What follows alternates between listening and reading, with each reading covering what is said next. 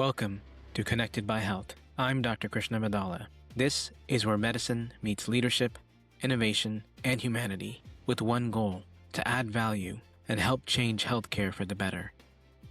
If you believe health is about more than a diagnosis, you're in the right place.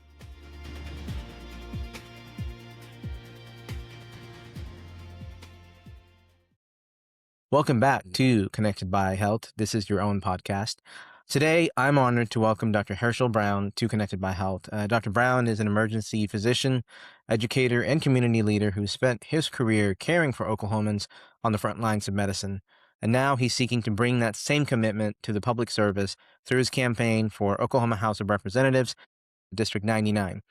We'll discuss today how his experiences in the emergency department have shaped his views on healthcare, education, public safety, and the policies that he believes can improve the health and well-being of the communities across our state. Dr. Brown, thank you so much for joining us. Thank you for inviting me, and I'm very excited about conversating with you about healthcare and what Oklahoma needs in healthcare.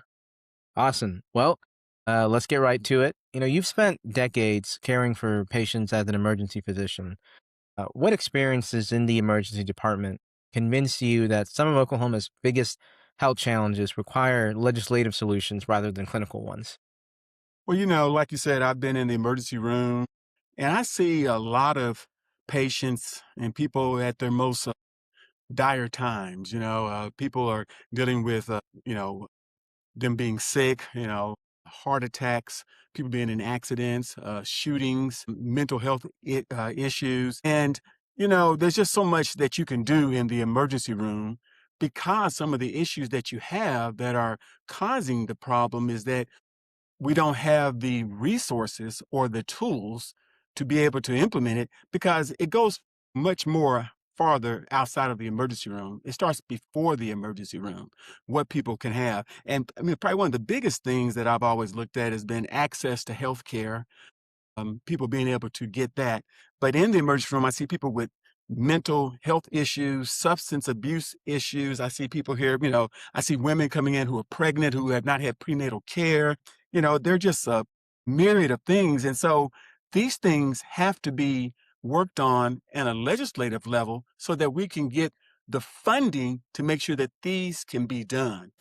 A lot of times, when I'm there, I've had patients who come in and said, well, I can't have that test because I don't have insurance, or my copay is too much, so I can't pay for it. So these are things that we've got to work out because I think that people have to have health care. I believe that if we have health care, a lot of the issues that we are dealing with, especially in the emergency room, we can maybe prevent by having preventative health care. That's more important than have to take care of the consequences of not having health care. hmm Definitely. And I think your position as a emergency room physician really gives you a unique view, and really different than I think most physicians and really most other individuals. And the reason I say that is because, like you said, access is really important, and the lack of access and the worsening lack of access that we've seen, especially in the last couple of years, really makes you, in some ways, the front line, but also you're the first line that actually sees a lot of these issues. A lot of people don't have a primary care physician. I'm a primary care physician, and I can tell you that there's many times people come to me and they tell me, "Hey, this is my first primary care physician visit in my entire life." And I'm like, "Well, you're in your mid 40s. That's surprising, but this is actually the way things have been, and it's really important that we understand the ER being really almost a de facto way to get access when you really can't get it anywhere else." And that's really sad because that leads to increased healthcare costs, and we can have a whole podcast about that. But thank you so much for what you do. I really appreciate it. And also for stating that we need legislative solutions rather than just clinical solutions. I think you definitely need both, but the legislative side is the more difficult side, let's face it. And we really appreciate you actually stepping up to first base and doing this for us. But you've had a remarkable career as both a physician and as an educator. What do you see are the three most urgent healthcare priorities currently facing Oklahoma, and what specific policies would you champion to improve health outcomes? Yeah, to me, I think, like we said, one of the biggest things is making sure that we do have the access. I believe that We have to be able to fund having physicians, mid-levels, and those things, and that's what we don't have. And I think we have to make sure that the legislator understand that. I think, and what I found out is that when and through this I guess trip or this journey, that there are only three medical people in the state house and in the Mhm. Senate. There's one nurse practitioner, there's one pharmacist, and then there's one doctor on in the Senate. And that means that they are not really aware of some of the challenges that are there because they are not experiencing them. And I'm seeing them. And so, we have to make sure that we, one, get physicians. Here in Oklahoma, we have a problem with physicians coming to Oklahoma, having the access for them to be here.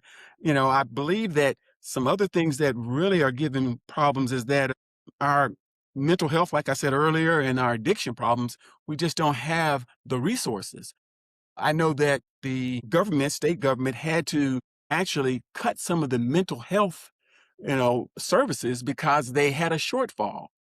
And what happens is that those people end up in my emergency room Mhm. and I'm there taking care of them. And sometimes, especially with our young children, our adolescents, they may be there for days because there are not enough resources. So they're in the emergency room.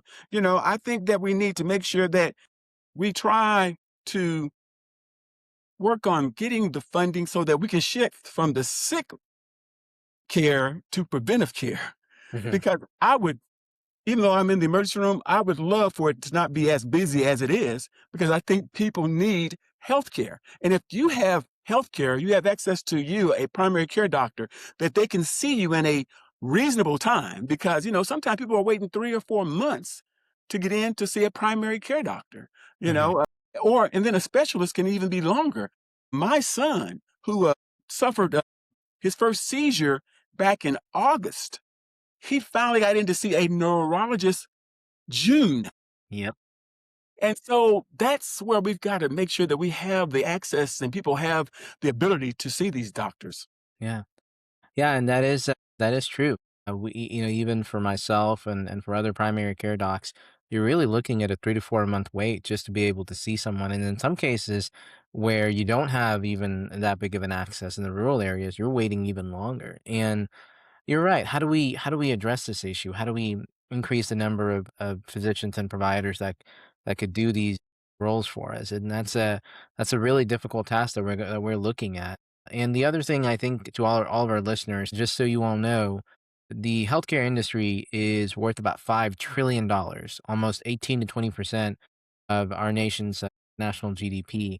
5 trillion, that is literally the third biggest economy in the world, right after the United States and China. That's how vast healthcare is. And that's what's really sad is despite the amount of money that we spend, we still lag compared to other developed countries in terms of a lot of healthcare outcomes. And of course, please tune into all of our other episodes on this podcast about learning about all that stuff. But, Dr. Brown, one of the things, and you've already kind of hinted at this, which is mental illness and substance abuse and other gaps, unfortunately, that you have seen as an emergency physician, specifically when it comes to the gaps in primary care. How do you think that has shaped your vision for strengthening Oklahoma's healthcare system?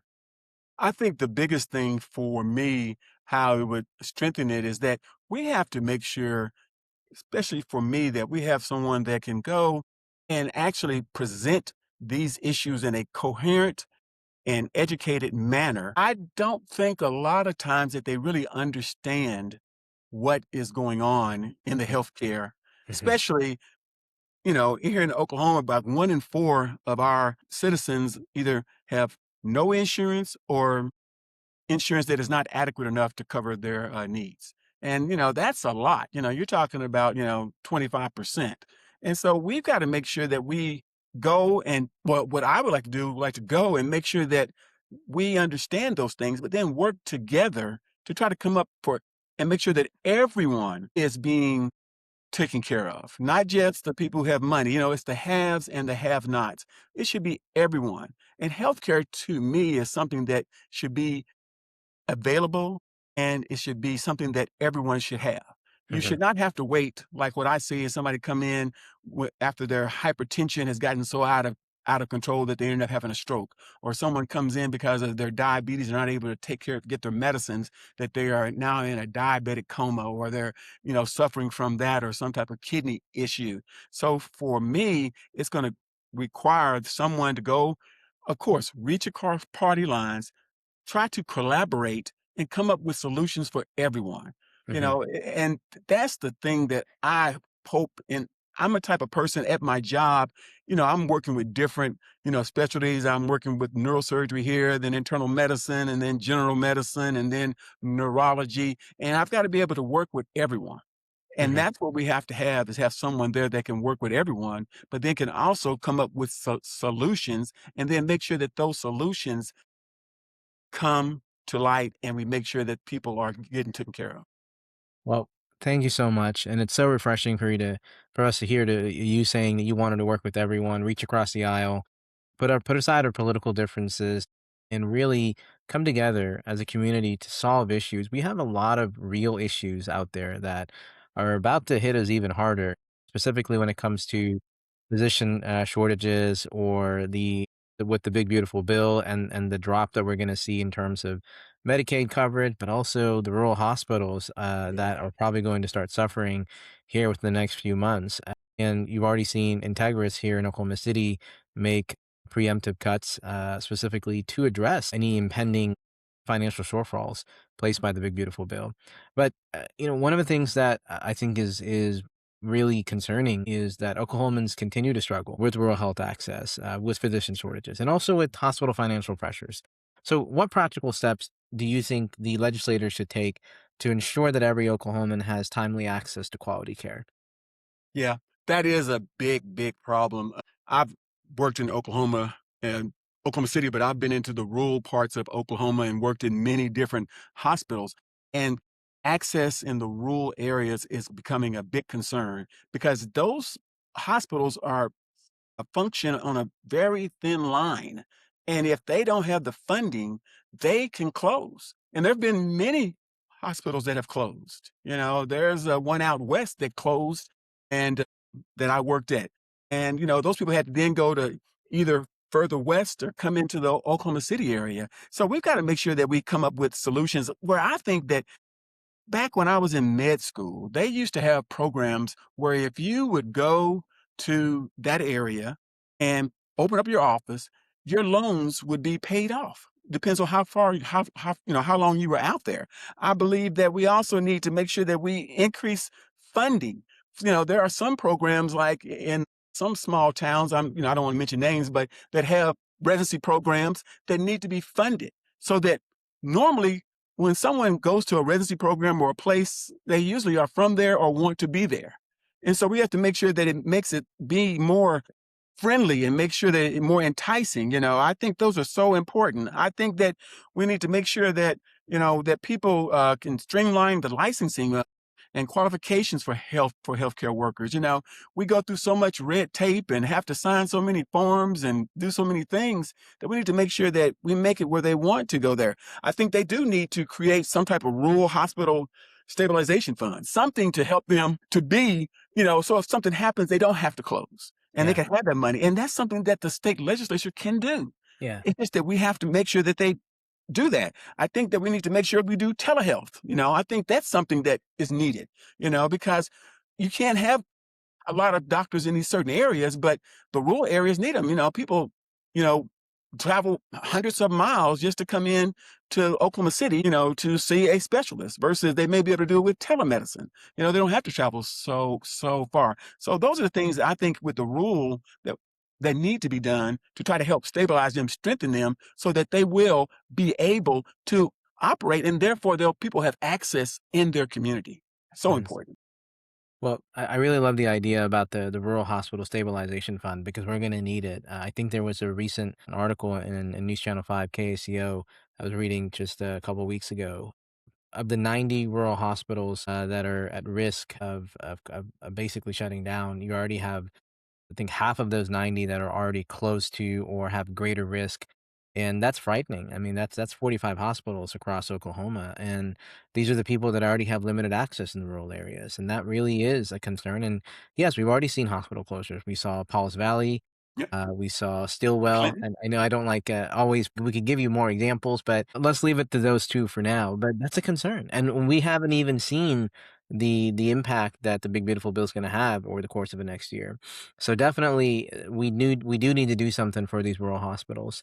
But, in addition to the rural areas, one of the other things that we love to really look at here in this podcast is kind of showing to people just how healthcare is tied to so many different aspects of society, whether that is public safety, whether that is education, economic opportunity, housing. And so, how do you plan on building bipartisan support for policies that recognizes these connections and improve the overall health of Oklahoma communities? Yeah, I think that's very important because we we cannot separate them out. They are, like you say, they are intertwined. And we have to make sure that we understand that if people don't have jobs, they don't have any money, then they can't have good healthcare insurance, and they're not going to be able to afford things. So we have to make sure that we understand that they all are intertwined. We have to make sure that we try to build our infrastructure so that it can actually help grow our communities. Hmm. Nowadays, people don't seem to understand that all of this is kind of affects each one, and what we have to do is make sure that we develop and grow all of those, our healthcare, but our economics, our communities, safe streets. I mean, people want to have all these things and they're all together because if they all grow and work together, it produces a better Hmm. outcome for everyone. I just think that is so important. I mean, I look at what's going on now and with, like you say, the big, beautiful bill and what it's going to do. It's just going to make it much, much more difficult for people to do the things that they need to do. You can't work if you don't have your health. If your diabetes is not under control, your hypertension, your chronic conditions, if you don't have those preventative things that can, help to prevent you having those relapses because you don't have jobs or because you don't have schools. I mean, education is so important, and unfortunately, Oklahoma is ranked, I think, 50th Hmm. in education now. Yep. That's our future. So we've got to make sure that we shore those things up. Fund education, fund healthcare at the appropriate levels so that we can make sure that all Oklahomans can thrive and can grow. Yeah, we need to. We really do. We really have to. And I'm glad that you are stepping up and trying to fight for us, for all of us. What I like calling ourselves as common folks. And we need someone. We need a champion like you do, right? We need a champion like you do, and that's needed. And so you have seen firsthand just how crazy and how really how sad the situation has become when it comes to healthcare in the United States. I think I was reading an article just the other day which said less than 48 to 49% of Americans can actually afford medical care. That is sad. If we're supposed to be the richest country in the world, the most powerful country in the world with, the most powerful military, and we respect all of our veterans and all their sacrifices and the sacrifices of their families. But at the end of the day, Americans can't afford healthcare, and that is something that we have to come together as a community, as a state, as a nation, and really figure out how we're going to keep doing this because the current system doesn't really work. But I don't want to make this too depressing. But at the end of the day, when you're elected, what would you think you would define as success at the end of your first term? And in other words, what would be some measurable changes that you would hope that Oklahoma families see when it comes to healthcare, public health, or just overall community well-being? Yeah, I've thought about, things that if I'm elected, you know, what would after a year, what would things look like? Or, for me, I think I want to make sure that when people look back, they'll say that they can see the progress. They can see that we are making sure that we have the resources for our constituents. Make sure that we have the physicians there to make sure that they can have those doctors, have those healthcare workers.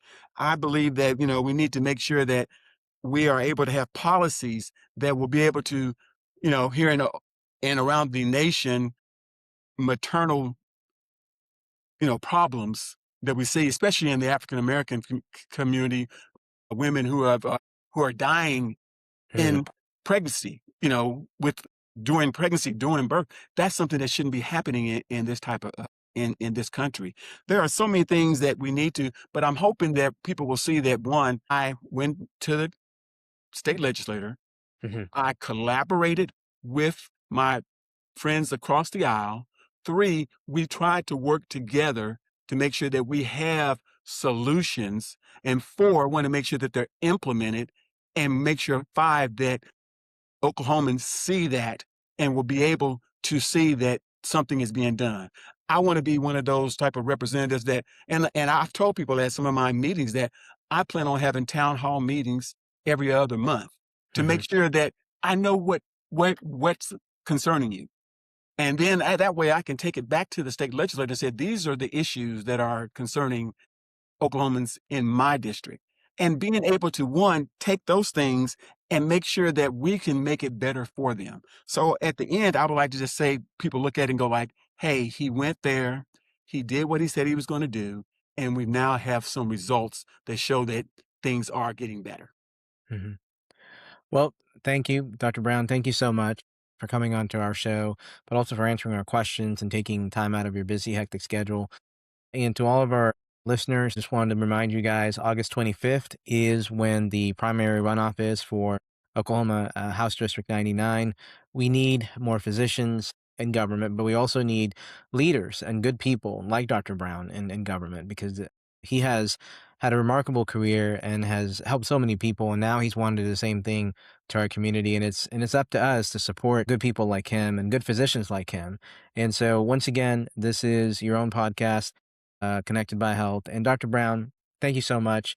Really appreciate it. Any last words? Anything else you'd like to tell our audience? You know, this is the way I look at things. When I first thought about running, I saw that there was a need. Hmm. And I wanted to make sure that that need was going to be addressed, but I wanted to make sure that we had someone that knew what the challenges were out there. What the healthcare challenges are, what the educational challenges are, what the social economic challenges are in this time. And I wanted to make sure we had someone that wanted to go there that understood that, but wanted to fight for it. And Hmm. that's what I felt. Like I said, I am one of those persons that I can fight for it.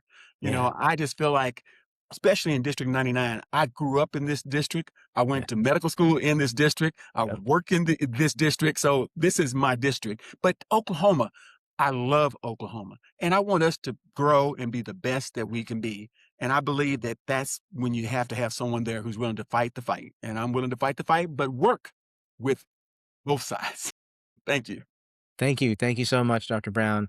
We wish you the best of luck. Would love to have you back on the show, State Legislator Dr. Herschel Brown. That would be an amazing experience, and as was today. And to all of our listeners, thank you so much for taking a chance and listening to us today. We've had the wonderful Dr. Herschel Brown here.